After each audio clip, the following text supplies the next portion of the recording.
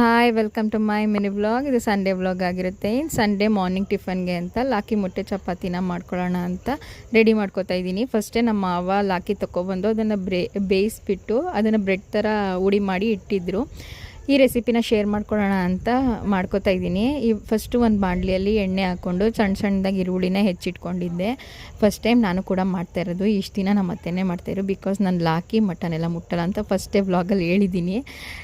First time ಮಾಡೋದ್ರಿಂದ ನಾನೇ video ಮಾಡ್ಕೊತೀನಿ ಅಂದಿದ್ದಕ್ಕೆ ನಮ್ಮ ಅತ್ತೆ ನೀನೇ ಮಾಡಿಬಿಡು ಅಂತ ಅಂದ್ಬಿಟ್ಟು ನಾನೇ ಒಗ್ಗರಣೆ ಮಾಡ್ತಾಯಿದ್ದೆ.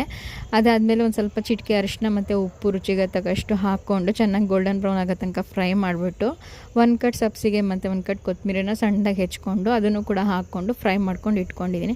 ಅದಾದಮೇಲೆ ಒಂದು ಪ್ಯಾಕೆಟ್ ಮೀಟ್ ಮಸಾಲ ಮತ್ತು ಮನೇಲೇ ಮಾಡಿರೋವಂಥ ಮಟನ್ ಸಾಂಬಾರು ಪುಡಿನ 1 ಸ್ಪೂನ್ ಹಾಕ್ಕೊಂಡು ಚೆನ್ನಾಗಿ ಫ್ರೈ ಮಾಡಿದ್ಮೇಲೆ ನಿಮಗೆ ಖಾರ ಎಷ್ಟು ಬೇಕೋ ಅಷ್ಟು ಹಾಕೋಬೋದು. ಬೇಕಾದ್ರೆ ಹಸಿಮೆಣ್ಸಿಕಾಯಿನೂ ಕೂಡ ಕಟ್ ಮಾಡಿ ಹಾಕೋಬೋದು. ನನ್ನ ಹಸ್ಬೆಂಡ್ಗೆ ಹಸಿಮೆಣ್ಸಿಕಾಯಿ ಆಗೋಲ್ಲ, ಸೊ ನಾನು ಹಾಕ್ಕೊಂಡಿಲ್ಲ.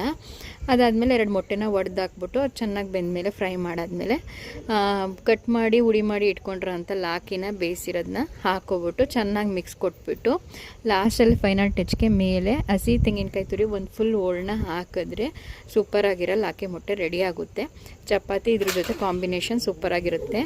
ನಾವು ಕೂಡ ಚಪಾತಿ ಮಾಡಿಕೊಂಡು ಲಾಕಿ ಜೊತೆ ತಿಂದು ಮುಗಿಸಿದ್ವಿ. ಅಷ್ಟರಲ್ಲಿ ನಮ್ಮ ಮೊಮ್ಮ ಕೂಡ ಮಧ್ಯಾಹ್ನದಲ್ಲಿ ಬಂದರು. ಏನಕ್ಕೆ ಅಂದರೆ ಮೊಮ್ಮಗ ಡೈಲಿ ಕಾಲ್ ಮಾಡಿ ಅಳ್ತಿದ್ದ, ನಂಗೆ ಮಾಲ ಬೇಕು ಅಂತ.